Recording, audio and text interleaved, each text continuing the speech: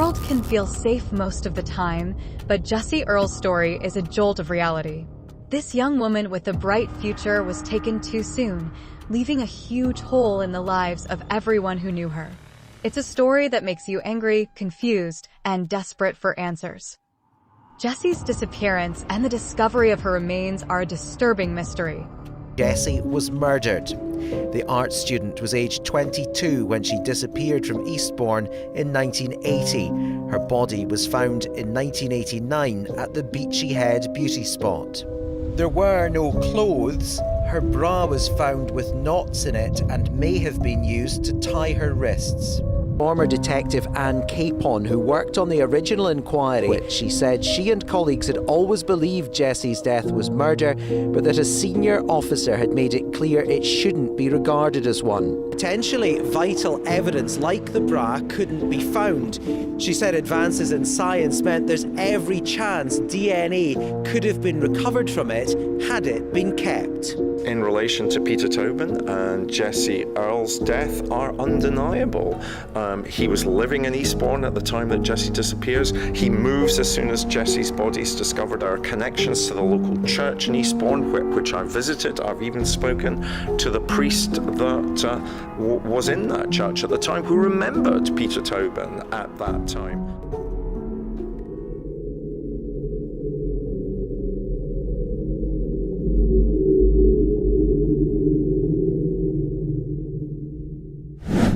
Hey guys!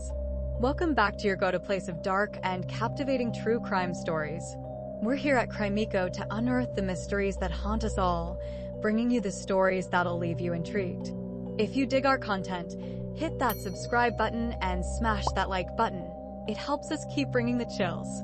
Now, grab a drink, snuggle up, and get ready to crack open another crazy case with your favorite crew. Alright then, let's dive in. Eastbourne is a picture-perfect town. Nestled on the southeast coast of England, it's known for its beautiful beaches, white cliffs, and peaceful atmosphere. Tourists flock there to escape the city noise and relax by the sea. But this charming town hides a dark secret, a crime that would forever stain its reputation.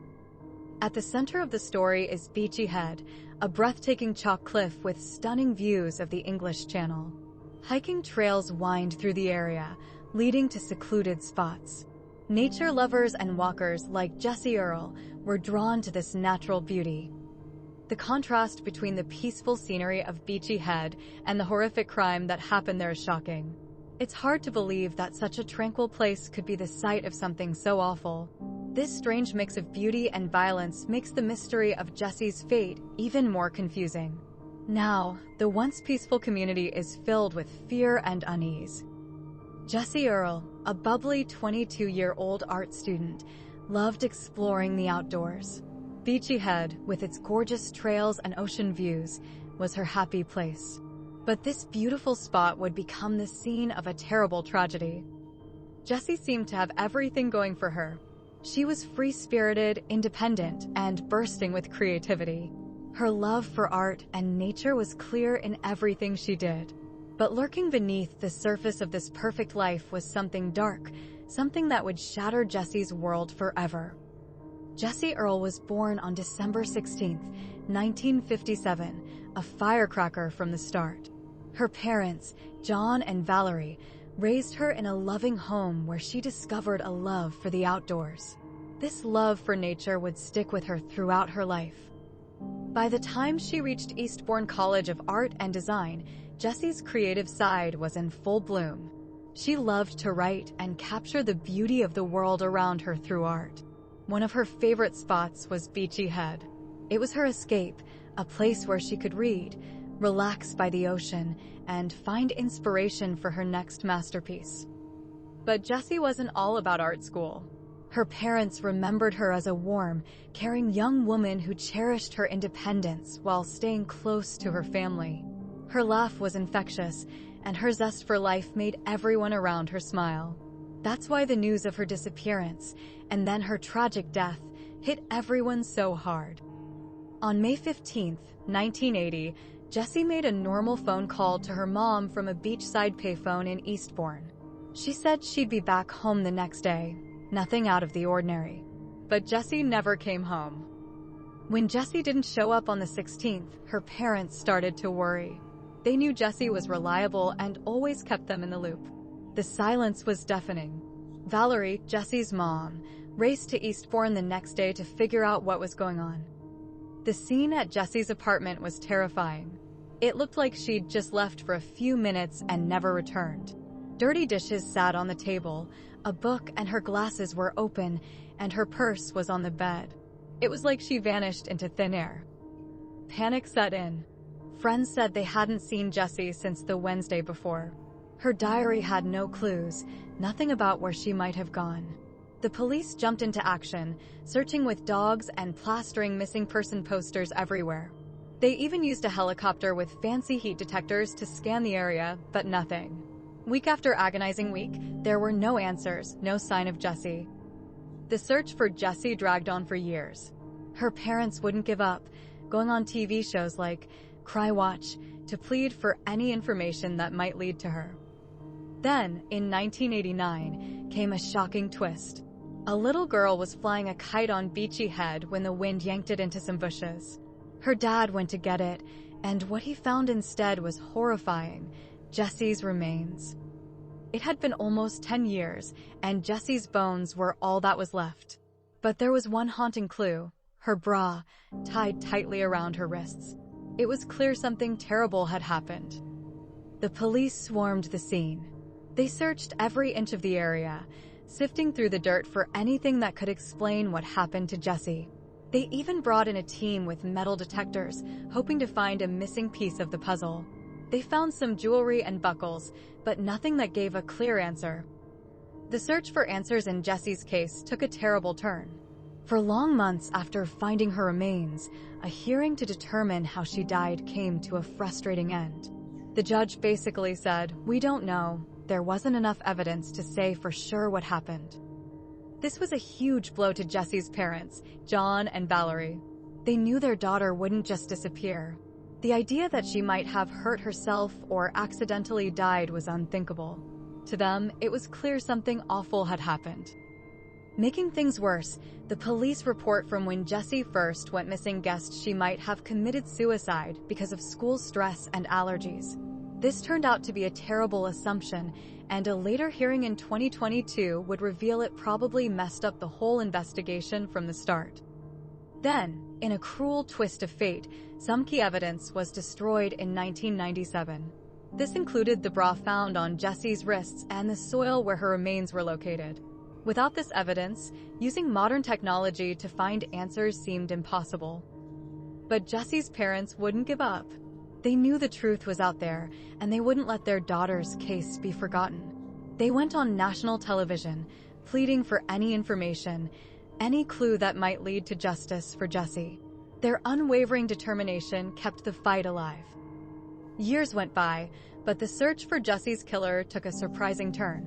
A new suspect emerged, a terrifying one: Peter Tobin, a serial killer already convicted of murder. In the late 2000s, a chilling connection surfaced. Tobin, who preyed on young women, had been living in Eastbourne around the time Jessie vanished in 1980. Jessie perfectly fit his victim profile. It got even creepier. Jessie's mom told police about a strange encounter Jessie had: a middle-aged Scottish man near where her remains were found. Tobin was Scottish and had connections to a church in Eastbourne. The pieces seemed to be falling into place. Adding fuel to the fire, Tobin and his family suddenly left Eastbourne for Scotland right after Jessie's body was discovered in 1989. This mirrored his past behavior, fleeing after committing a crime. The way Jessie's body was found was eerily similar to another one of Tobin's murders. Plus, Tobin had a habit of seeking medical attention after his crimes, and he went to a hospital in Glasgow just days after Jessie disappeared. These connections were spooky, but a crucial piece was missing. Because of the destroyed evidence, they couldn't use modern DNA testing to definitively link Tobin to Jessie's case. It felt like justice was slipping away again. The deeper they dug into Jessie's case, the creepier it got. Another young woman, Louise Kay, vanished from Eastbourne in 1988, just a year before Jesse's remains were found. The details were too similar to be a coincidence. Louise was last seen on a night out, saying she'd sleep in her car, a strange habit, but hers nonetheless. And guess where she parked? Beachy Head, the same cliffs where Jesse's body would be discovered. Louise and her car, a gold Ford Fiesta with a white door, vanished without a trace. This mirrored Jesse's case so much, it screamed connection. And guess who was living in Eastbourne, working at a hotel, when Louise disappeared? Peter Tobin, the prime suspect in Jesse's murder. Here's the icing on this rotten cake. Tobin was seen selling a small, painted car shortly after Louise went missing. A car that looked suspiciously like Louise's Ford Fiesta. Way too much of a coincidence. Things got even worse. People remembered Louise talking to a strange Scottish man in Eastbourne just before she vanished. This guy even gave her money for gas. Could this be Tobin, setting the stage for another horrific crime? In 2010, police searched Tobin's old places in Brighton, hoping to find Louise's remains. They didn't find her, but the search showed how determined they were to get justice. Many experts, journalists, and criminologists looked at both Jessie and Louise's cases and came to the same conclusion. These women were likely victims of the same evil man, Peter Tobin.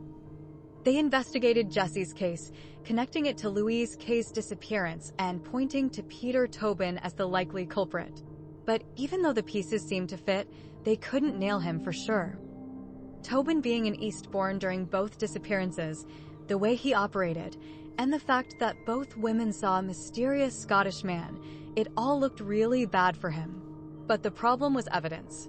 They'd thrown away crucial stuff in 1997, thinking Jesse's case wasn't a murder.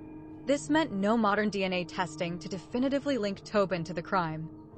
The police searched Tobin's old places and looked for any clues he might have left behind, but nothing concrete turned up. Tobin remained a suspect, but they couldn't prove he was guilty. For Jesse's family and the entire town, it wasn't the closure they craved. The cases of Jesse Earl and Louise Kay, linked by strange similarities and Tobin's shadow, remained unsolved.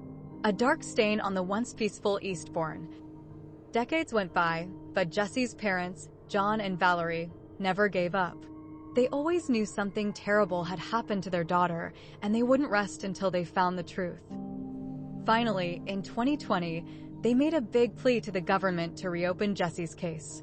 They argued that finding Jessie naked and tied up with her own bra clearly showed she was murdered.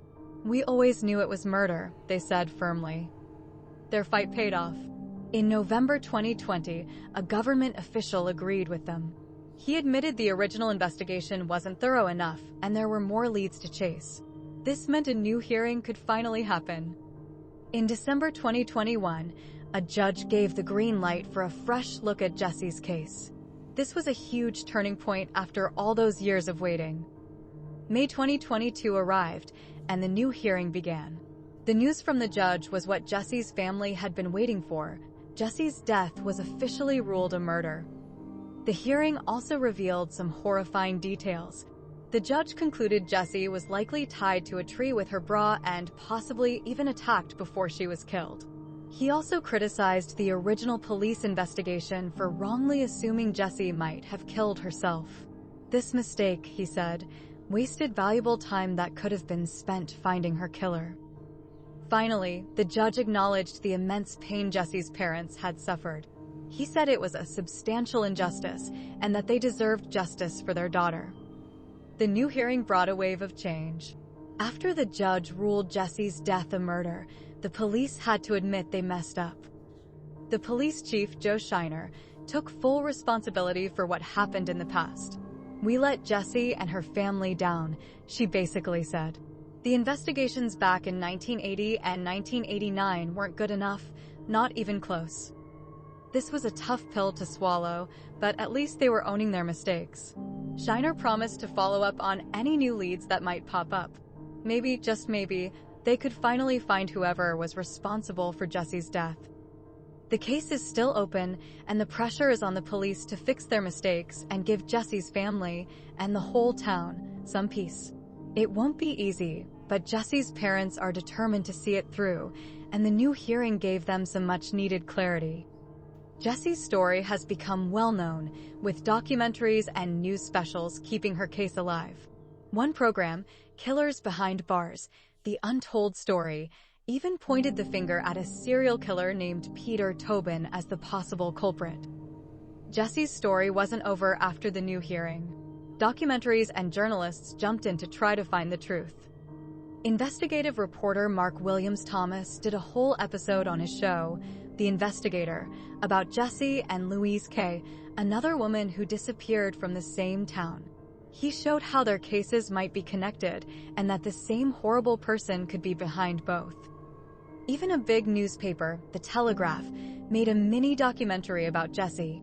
They wanted everyone to know her story, this sad and scary story. As more people learned about Jessie, her memory lived on. Her case became a symbol of fighting for what's right, even when it's hard. It showed that the truth always matters, no matter how much time passes. With the new murder ruling, there was a new chance to find Jessie's killer. The police had to work extra hard to make things right, and finally give Jessie, her family, and the whole town the answers they deserved. Jessie's story is more than just a whodunit. It's about the incredible strength of the human spirit and the love a family has for their child. Her parents, John and Valerie, have been through unimaginable pain, but they never gave up on finding out what happened to Jessie. Even when the police let them down, they kept fighting for justice. They spoke out publicly, refusing to let Jessie's story fade away. Their love for their daughter was so powerful, it resonated with people across the country. With the new murder ruling, the investigation has a renewed focus. And John and Valerie's determination is an inspiration to everyone who fights for what's right. They show us that giving up is never the answer, no matter how hard things get. Jessie's name will forever be a symbol of hope. Hope that even in the darkest times, the good can triumph. Hope that the love between a family can never be truly broken. In the end, it's not the darkness that wins. It's the courage, the love, and the unwavering belief in justice that light the way for a better future. That's the true legacy of Jesse Earl. Alright guys, before you dash off into the night, don't forget to hit that like button. It lets us know you're digging the content, and that keeps the creepy cases coming your way. While you're at it, smash that subscribe button and ring that notification bell. You don't want to miss our next dive into the mysterious unknown. Thanks for joining us on this journey, and we'll see you on the flip side for another mind-blowing case. Until then, stay curious.